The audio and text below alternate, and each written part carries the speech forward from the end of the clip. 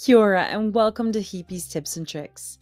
In today's episode, we're going to look at the steps of how to add Student Dashboard to an Android device. Student Dashboard is designed to be mobile friendly, so learners can check assignments and announcements from teachers when they're on the go. All you need to do is have learners add Student Dashboard to their home screens of their iOS or Android devices. Let's look at the steps for adding Student Dashboard to Android devices.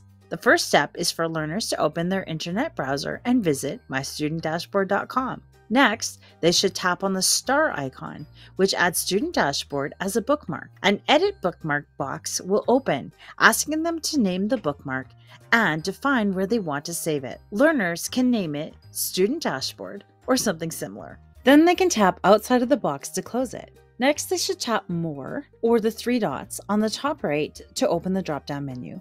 Then they should select Add to Home Screen. They may also be asked to name the app and tap Add. Student Dashboard should now appear as an app on their Android home screen.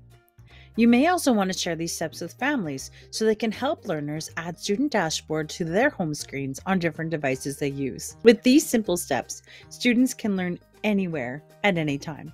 Thanks for watching.